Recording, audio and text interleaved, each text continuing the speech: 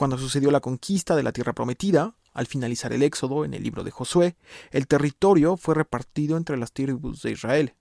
A la tribu de Judá, una de las más importantes de todas, le correspondió una porción de territorio al costado izquierdo del Mar Muerto, y justo al sur de lo que hoy conocemos como Jerusalén, que era territorio de la tribu de Benjamín.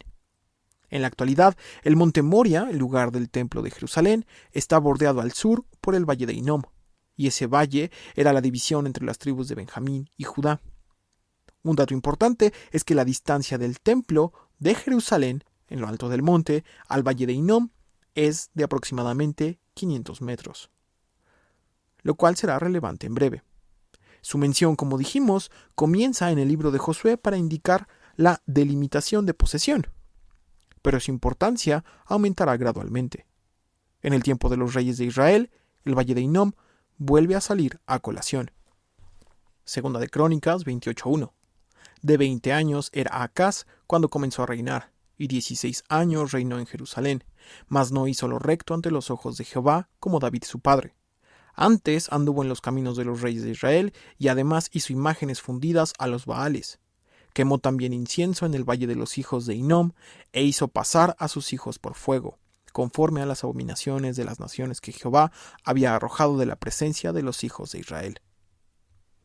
Cuando el texto dice pasar a sus hijos por fuego, significa que Acaz el rey practicó cultos a dioses que implicaban literalmente quemar a niños vivos, como parte de la búsqueda de prosperidad, victoria militar o fertilidad.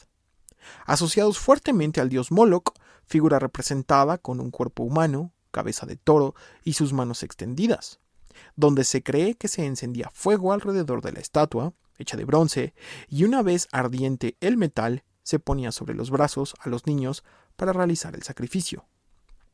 Tal transgresión era grave a la ley de Jehová, no solo porque implicaba la adoración a dioses ajenos, sino porque conservar y respetar la vida es uno de los mandamientos más importantes de Dios a la humanidad, pues todos los humanos portan la imagen de Dios. Al pasar el tiempo, y contemporáneo al último rey de Israel, el profeta Jeremías plasma un mensaje de Dios reclamando estas acciones. Jeremías 7:30. Porque los hijos de Judá han hecho lo malo ante mis ojos, dice Jehová. Pusieron sus abominaciones en la casa sobre la cual fue invocado mi nombre, amancillándola, y han edificado los lugares altos de Tofet, que está en el valle del hijo de Hinnom, para quemar al fuego a sus hijos y a sus hijas, cosa que yo no les mandé, ni subió en mi corazón. Por tanto, he aquí vendrán días, ha dicho Jehová, en que no se diga más Tofet ni valle del hijo de Hinnom, sino valle de la matanza, y serán enterrados en Tofet por no haber lugar. Y serán los cuerpos muertos de este pueblo para comida de las aves del cielo y de las bestias de la tierra, y no habrá quien las espante. El valle de Hinnom, por mandato de Jehová, sería conocido como Valle de la Matanza, porque ahí se llevaban a cabo sacrificios no ordenados por Jehová a dioses ajenos.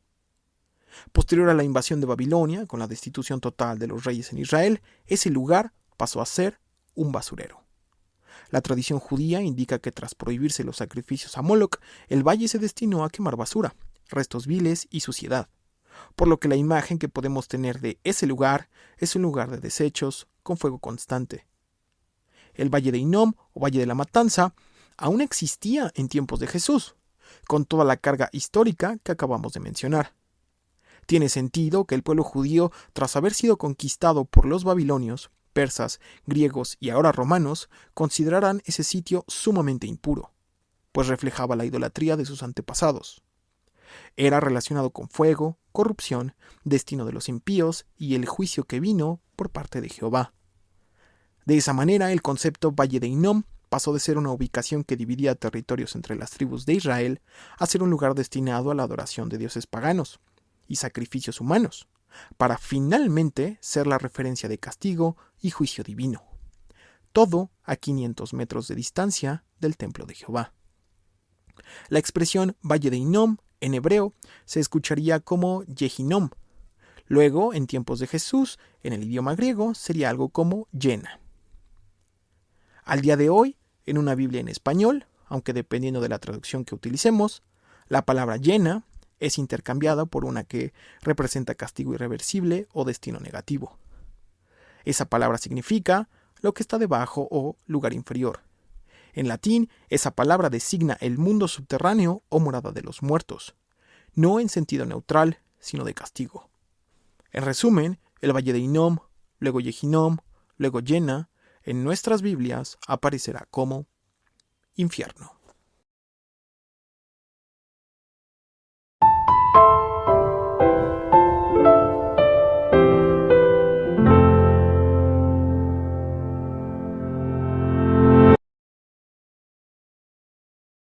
Marcos 9:43. Si tu mano te fuere ocasión de caer, córtala. Mejor te es entrar en la vida manco que teniendo 2 manos ir al infierno, al fuego que no puede ser apagado, donde el gusano de ellos no muere y el fuego nunca se apaga. Y si tu pie te fuere ocasión de caer, córtalo. Mejor te es entrar a la vida cojo que teniendo 2 pies ser echado en el infierno, al fuego que no puede ser apagado, donde el gusano de ellos no muere y el fuego nunca se apaga. Y si tu ojo te fuere ocasión de caer, sácalo. Mejor te es entrar en el reino de Dios con un ojo que teniendo 2 ojos ser echado al infierno, donde el gusano de ellos no muere y el fuego nunca se apaga. Varias interpretaciones surgen de las palabras de Jesús, las cuales no son sencillas de digerir. De cualquier forma, una orientación que de inicio debemos fundamentar es que en toda la Biblia no existe ni por asomo o insinuación que la mutilación física sea mandada u opcional. Para nadie. Conservar la vida, como dijimos, es una de las grandes premisas de la ley de Jehová. Génesis 9:5. Porque ciertamente demandaré la sangre de vuestras vidas, de mano de todo animal la demandaré, y de mano del hombre, la mano del varón, su hermano, demandaré la vida del hombre. El que derramare sangre de hombre, por el hombre su sangre será derramada, porque a imagen de Dios es hecho el hombre. Descartando así que Jesús invitara a sus discípulos a cortarse las extremidades, la pregunta resultante es clara. ¿A qué se refería Jesús entonces?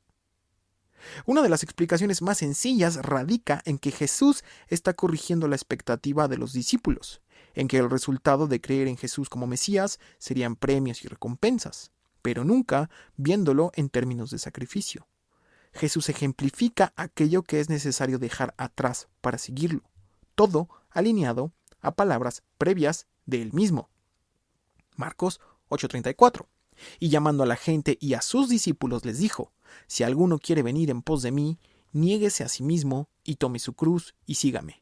Porque todo el que quiera salvar su vida, la perderá, y todo el que pierda su vida por causa de mí y del Evangelio, la salvará. Porque ¿qué aprovechará el hombre si ganare todo el mundo y perdiere su alma? Jesús no se refiere a despreciar la vida física, mucho menos a mutilarse. Jesús busca que sus discípulos prioricen, que planteen la jerarquía apropiada en sus vidas. También, cortar una extremidad no tiene nada que ver con frenar o detener los actos pecaminosos de las personas. Ilustrándolo, podríamos decir que aun y desmembrando órgano por órgano que haya cometido un acto impropio, en el límite aún tendríamos nuestra mente y corazón con la posibilidad de pecar. Mateo 15:19. Porque del corazón salen los malos pensamientos, los homicidios, los adulterios, las fornicaciones, los hurtos, los falsos testimonios, las blasfemias. Estas cosas son las que contaminan al hombre. Queda claro que la fuente de los problemas no son las manos, los pies o los ojos, es el corazón. Y éste puede maquinar, o no, actos transgresores aún sin un solo órgano disponible que pueda llevarlos a cabo. Jesús utiliza expresiones similares en 3 ocasiones, hablando de la mano, el pie y el ojo, como elementos que pueden impedir el acceso a la vida, y en 3 ocasiones menciona que de no hacerlo, la consecuencia será ser arrojado al infierno, con el gusano que no muere y el fuego que no se apaga. 2 cosas importantes surgen del discurso de Jesús. La primera es que al decir infierno, en el idioma griego, Jesús dijo Yena, refiriéndose al valle de Hinnom, lugar donde solían sacrificar niños a dioses paganos, que en ese momento ya era un basurero. Y en la cultura judía, la palabra Yena ya no describía exclusivamente el lugar, sino todo el concepto que implicaba transgresión contra Jehová y un posterior juicio divino. El motivo por el que en nuestras traducciones vemos la palabra infierno es por la tradición que buscaba representar con una palabra la asociación del lugar de castigo después de la muerte. De hecho, el uso de la palabra infierno para sustituir Gehenna sucede en al menos 11 ocasiones en los Evangelios y una en el libro de Santiago. Aunque en otras traducciones de la Biblia al español, la palabra que se utiliza en estos casos es Gehenna, por ejemplo.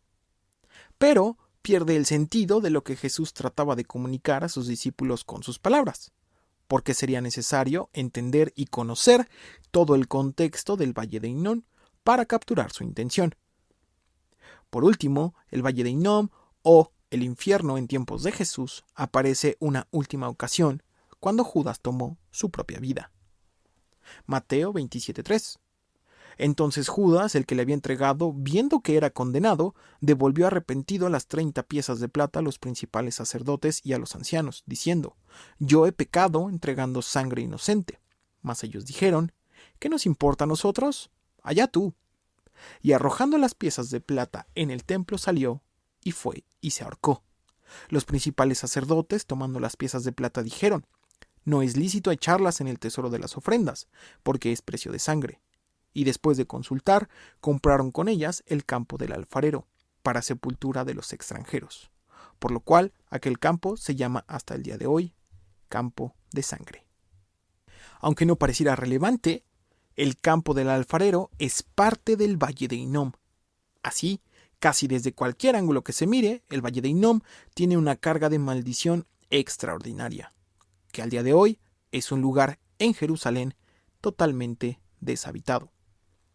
También, al repetir el gusano de ellos no muere y el fuego nunca se apaga, no era una reiteración para asustar a sus discípulos. Jesús estaba citando al profeta Isaías. La cita no es una coincidencia, pues se trata del capítulo 66 de Isaías, el último capítulo de ese libro, que reúne ideas finales de su obra, indicando juicios a aquellos que se apartaron de Jehová. Isaías 66:4. También yo escogeré para ellos escarnios y traeré sobre ellos lo que temieron, porque llamé y nadie respondió, hablé y no oyeron, sino que hicieron lo malo delante de mis ojos y escogieron lo que me desagrada. Al avanzar el capítulo, Isaías menciona no solo los juicios, sino la futura prosperidad de aquellos que hayan sido fieles a Jehová, pero no retira el castigo de aquellos que se rebelaron contra él. Isaías 66:22. Porque como los cielos nuevos y la nueva tierra que yo hago permanecerán delante de mí, dice Jehová, así permanecerá vuestra descendencia y vuestro nombre. Y de mes en mes y de día de reposo en día de reposo vendrán todos a adorar delante de mí, dijo Jehová. Y saldrán y verán los cadáveres de los hombres que se rebelaron contra mí, porque su gusano nunca morirá, ni su fuego se apagará, y serán abominables a todo hombre. Así concluye el libro de Isaías. Entonces Jesús, al incluir la cita de Isaías con su discurso acerca de no entrar a la vida, trae a colación el juicio de Jehová descrito para todos aquellos que lo rechazan. El contraste entre el sacrificio requerido para seguir a Jesús o la consecuencia de no hacerlo plantea un mensaje fuerte para los discípulos y hace totalmente a un lado su pensamiento acerca de tener honor en el reino de Dios. Marcos 9:49. Porque todos serán salados con fuego, y todo sacrificio será salado con sal. Buena es la sal, mas si la sal se hace insípida, ¿con qué la sazonaréis? Tened sal en vosotros mismos, y tened paz los unos con los otros. Las palabras que registra Marcos son de las más crípticas y extrañas de Jesús, al menos para nuestra cultura. Pero, yendo hacia atrás, existen muchas maneras de analizar las palabras. Vamos a tomar dos. La primera es que al hablar de la sal, remite al libro de Levítico hablando de los sacrificios. Levítico 2:13.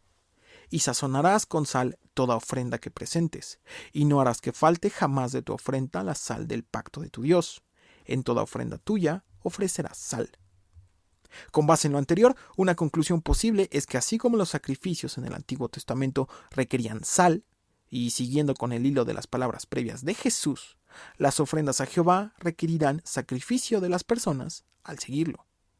Otro posible significado, y que complica la situación, es que en el discurso previo de Jesús muestra al fuego como elemento que lleva juicio a las personas que no entran en la vida.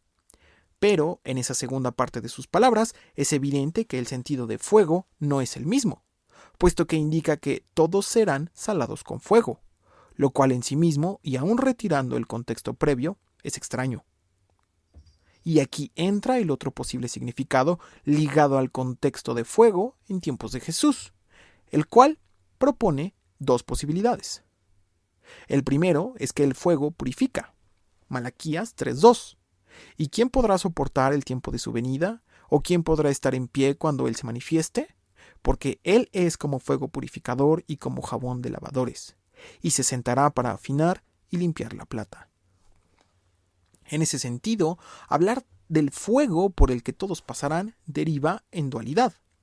Todos pasarán por fuego, algunos lo harán para purificación y otros lo harán para castigo. Aún así, el texto definitivamente no es específico acerca de lo que Jesús quiso decir con total certeza. De esta manera termina el capítulo 9 del Evangelio de Marcos. El capítulo 10 será el último de este Evangelio que aborde el ministerio de Jesús antes de entrar a la última semana de Jesús con vida en la tierra. Como dijimos, más del 30% del texto en los Evangelios fue destinado a esa última parte de la vida de Jesús, incluyendo su muerte y resurrección. El capítulo 9 de Marcos aborda grandes y amplios temas referentes a Jesús, su obra en la tierra y cómo orienta y reorienta las concepciones de sus discípulos, pasando por la transfiguración de Jesús en el Monte Hermón, incluyendo todas las implicaciones culturales, a nivel físico y espiritual de lo que significó decir las puertas del Hades no prevalecerán sobre la iglesia que Jesús edificaría. La necesidad de estar en contacto con Dios cuando Él ya no estuviera cerca, y la necesidad también de humildad para ver el reino de Dios, descartando la búsqueda de honor terrenal y la aprobación de las personas, anteponiendo la misión de Jesús de predicar el Evangelio. Marcos 8:34. Si alguno quiere venir en pos de mí, niéguese a sí mismo y tome su cruz y sígame.